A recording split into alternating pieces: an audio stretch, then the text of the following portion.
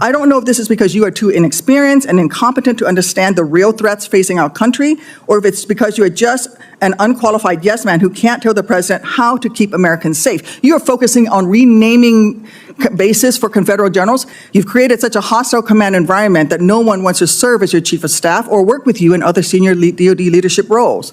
You have an unjustified, un-American misuse of the military in American cities, pulling resources and attention away from core missions to the detriment of the country, the war fighters, and yes, the war fighting that you claim to love.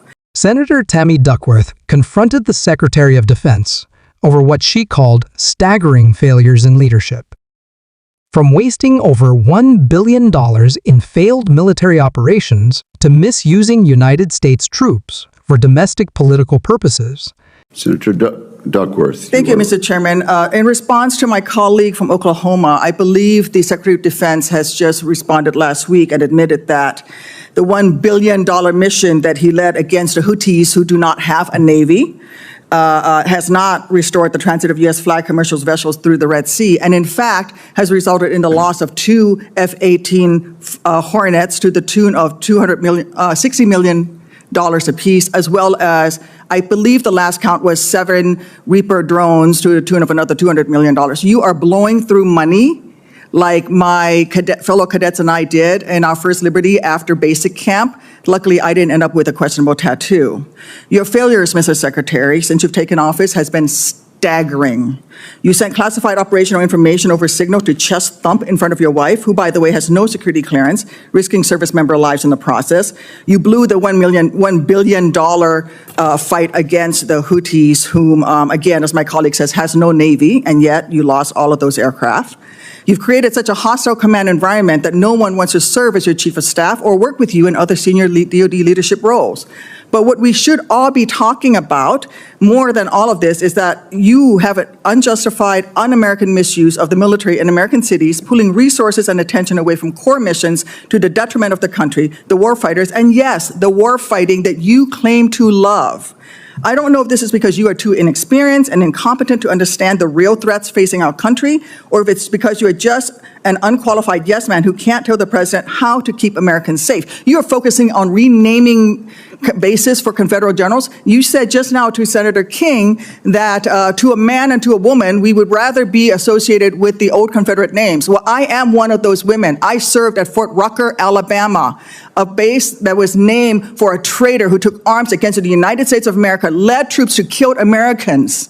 It was renamed for Mike Novosel, a Medal of Honor recipient, who in his citation for the Medal of Honor includes that he saved 29 American lives, to include hovering backwards in a helicopter towards an enemy bunker where a wounded American was laying and saved that person, including after being taken fire himself. I know a little something about what it takes to fly a helicopter when you've been hit by enemy fire. That was heroic. I'd rather be associated with Mike Novosel than a failed Confederate traitor. I don't know whether you are inexperienced or too incompetent, but I wonder when you will actually focus on our nation's warfighting mission. We know that California is just a deliberate, systematic, political, and dangerous campaign led by you. We should not be using our military to play cops against Americans. General Kane, as chairman, a key part of your job is to coordinate military planning across the joint force. Is the department currently incorporating into any military plans expanding the use of the reserve forces to include the National Guard or active duty troops to support domestic law enforcement, including in other locations in the United States? Senator, you know, we careful. No, General. Well, it's not really a yes or no question, Madam Senator. We plan all kinds of different things. I think it is a yes or no question. I'm not aware of anything, but the reason why I'm answering is the tags may be looking at something that I'm not aware of. What are you doing at your level? You're not aware of that happening at your level? Because we know that on his first day, President Trump directed U.S. Northern Command to revise its unified command plan to add new planning requirements to combat, and I quote, criminal activities. A series of follow-up executive orders continue to redirect DoD priorities to supporting domestic law enforcement, including one in April that tells DoD, and I quote, use national security assets for law and order. In other words, do law enforcement's job. I'd like to enter these executive orders into the record, Mr. Chairman. Duckworth accused the Pentagon of losing focus on its real mission, defending America from foreign enemies. As a combat veteran herself, she didn't hold back, calling out the Defense Department for prioritizing politics over national security and insisting that the military deserves better leadership, better priorities, and a return to its core duty, warfighting, not policing the American street. Is there objection? Without objection, so Secretary ordered. Hegseth, you say you are focused on warfighting and warriors. These are your words. Yet you are diverting untold DoD resources and attention to a fundamentally non-military mission of domestic policing. Across the country, we have qualified police officers who are trained for that mission. They know those streets better than the Marines you deploy to Los Angeles, who normally focus on the Indo-Pacific.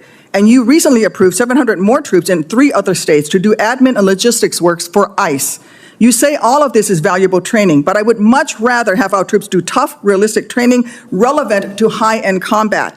Instead of typing in spreadsheets for ICE, they should be conducting live fire maneuver exercises. Instead of patrolling American neighborhoods and standing in front of federal buildings, they should be rehearsing call for fire missions. We have local police who can stand in front of those federal buildings.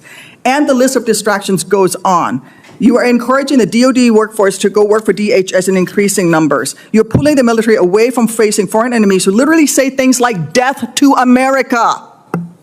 And you're putting troops with weapons aimed at Americans. Mr. Secretary, let the military get back to its real job. Stop forcing them to do DHSs. And if you want to be DHS Secretary, maybe you can apply for that job when you're fired from this one due to your incompetence.